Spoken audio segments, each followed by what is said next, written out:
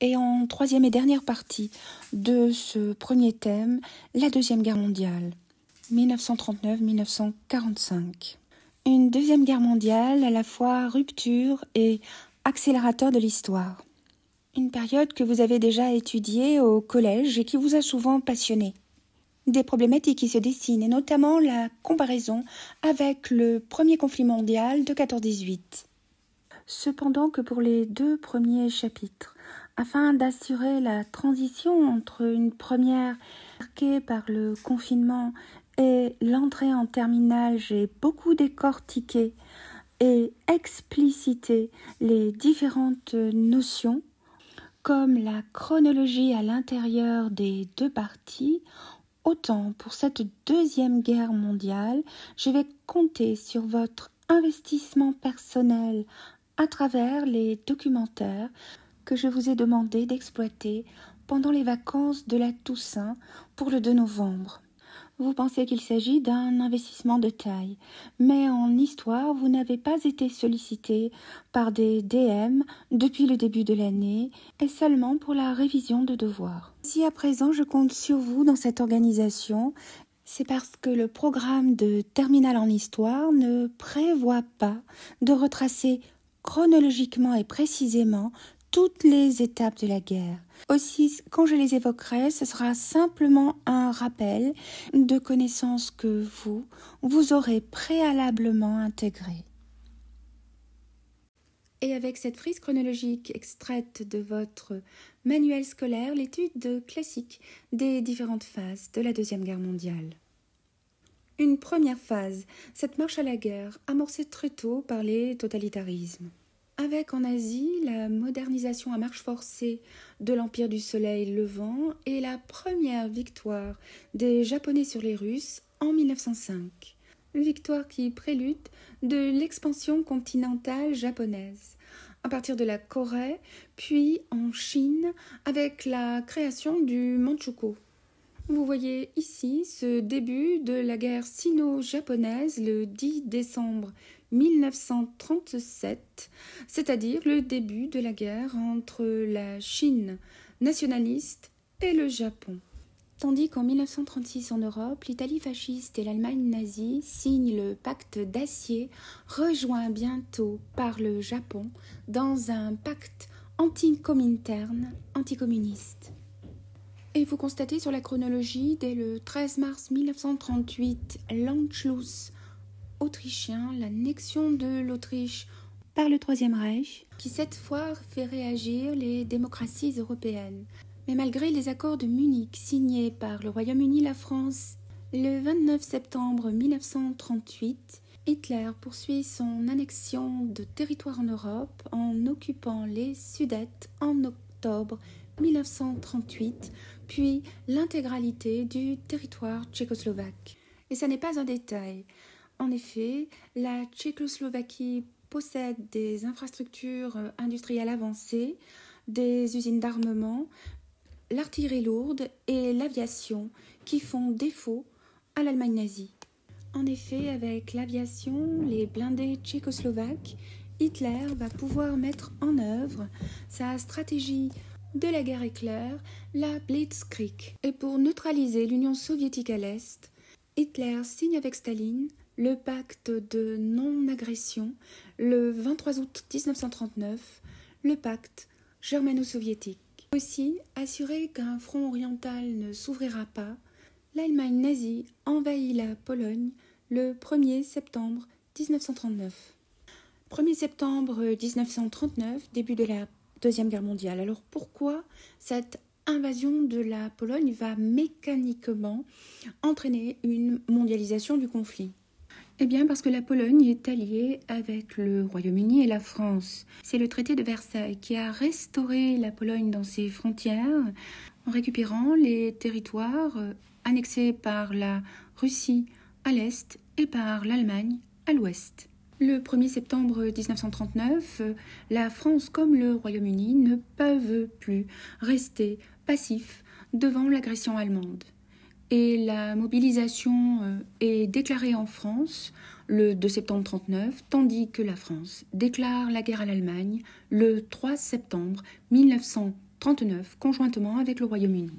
Ce ne sont pas seulement les métropoles, la métropole française, l'Hexagone qui déclare la guerre à l'Allemagne, mais également tout l'empire colonial français, présent sur les 5 continents habités, à l'instar de l'empire britannique et de tout le Commonwealth. Canada, Australie, Nouvelle-Zélande, Afrique du Sud, compris. Une mondialisation territoriale du conflit que vous constatez avec ce planisphère polaire à gauche.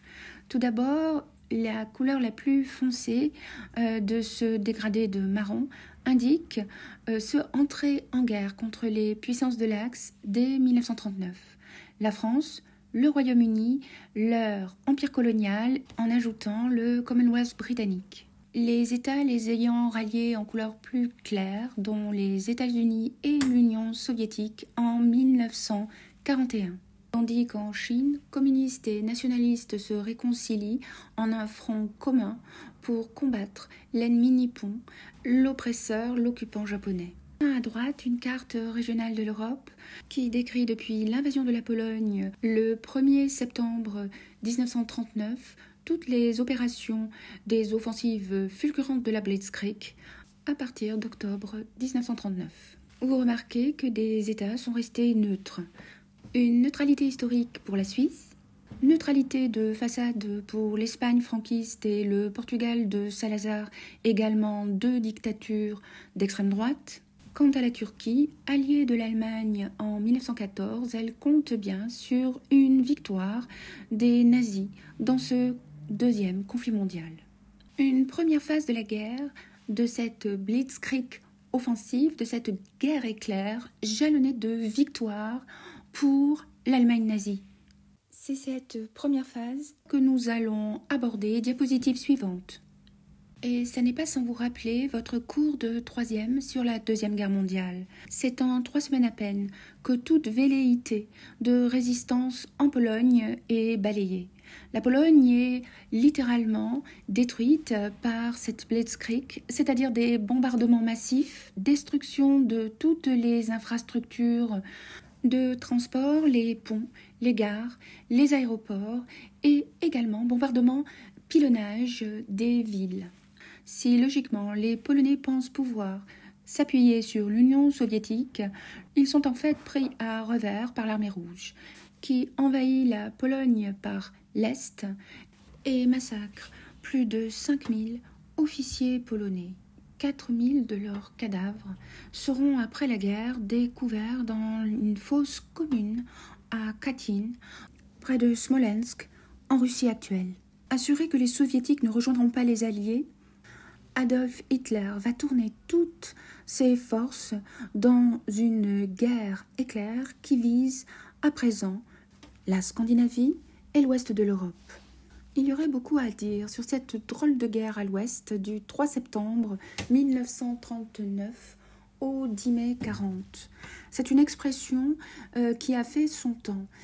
En effet, toutes les forces militaires françaises n'ont pas attendu passivement derrière la ligne Maginot. Entre le 3 septembre 39 et le 10 mai 40, 100 000 soldats français de l'Hexagone et des colonies sont morts. Une historiographie des années 2000 a réhabilité cette période et une filmographie récente, je vous conseille Dunkerque, de Christopher Nolan, a mis en image cet épisode. La Blitzkrieg déferle sur l'Europe de l'Ouest comme elle a écrasé en septembre la Pologne. Le 10 mai 40, l'armée allemande pénètre sur le territoire français par la Belgique et le 14 juin, elle est à Paris. Aussi 3 dates à retenir.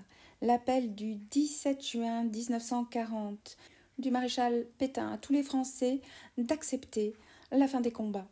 L'appel du 18 juin du général de Gaulle, depuis Londres par la BBC, de résister. Et le 22 juin 1940, la signature de l'armistice entre la France et l'Allemagne, c'est-à-dire la cessation des combats. Aussi, comme vous le constatez, à partir du 22 juin 1940, le Royaume-Uni est la seule puissance à résister contre les forces de l'Axe en Europe. C'est la bataille d'Angleterre. Londres, la capitale, tout particulièrement visée, mais également les villes industrielles anglaises les plus importantes vont subir un pilonnage, des bombardements de jour comme de nuit par la Luftwaffe, l'aviation allemande. C'est le Blitz, B-L-I-T-Z. Dans la nuit du 14 au 15 novembre 1940, la ville de Coventry, à l'est de Birmingham, est partiellement détruite par les bombes allemandes de l'opération Mondscheinsonate. Cette nuit de destruction laisse les populations sous le choc le lendemain matin. Londres n'est pas la seule ciblée par ces raids, mais également d'autres villes industrielles ou représentant des intérêts stratégiques. C'est encore le cas de Coventry, qui subira de nouveau un blitz meurtrier en avril 1941. Et ce témoignage photographique du blitz, du bombardement meurtrier du 8 avril 1941. Et c'est la mobilisation de toutes les forces et de l'intelligence au service de la guerre qui permettra de rendre opérationnel à des fins militaires une invention du XIXe siècle, le radar. Les Britanniques pourront anticiper de quelques minutes l'arrivée des bombardiers allemands, alerter les populations par un système d'alarme et de sirènes pour que femmes, hommes et enfants se réfugient dans les caves, les stations et les tunnels du métro. Conjointement à la défense antiaérienne, ciblage de l'aviation ennemie par de l'artillerie lourde au sol, tandis que les chasseurs et les bombardiers de la RAF sont lancés pour intercepter les Stukas allemands. Sûr de lui et d'asphyxier par des bombardements intenses le Royaume-Uni, Hitler lance l'opération Barbarossa, soit l'invasion de l'Union soviétique le 22 juin 1941. Une série d'offensives victorieuses à l'ouest, mais également, le 7 décembre 1941, le bombardement de la base américaine de Pearl Harbor par l'aviation japonaise. Ce bombardement, cette déclaration de guerre, contraint les Américains à briser leur isolationnisme et à déclarer la guerre au Japon. Aussi, à la fin de l'année 1941, ce sont trois puissances que comptent les Alliés: le Royaume-Uni et son Premier ministre Winston Churchill, les États-Unis et son président Roosevelt, et enfin l'Union soviétique de Staline. Deux documents iconographiques commentés par votre livre reprennent très habilement ces deux premières phases de la guerre. À gauche, une photographie très habilement mise en scène où vous voyez au premier plan Adolf Hitler avec à sa droite Benito Mussolini, tandis que Jodl et Keitel détaillent les phases d'une offensive. Les différentes alliances, pactes entre les trois puissances, Japon, Italie et Allemagne, sont également rappelés. À droite en bleu, l'enchaînement des victoires de l'Axe, celle de l'Allemagne nazie en Europe, comme celle du Japon dans le Pacifique, avec une photographie anonyme de l'attaque de la base militaire de Pearl Harbor, le 7 décembre 1941.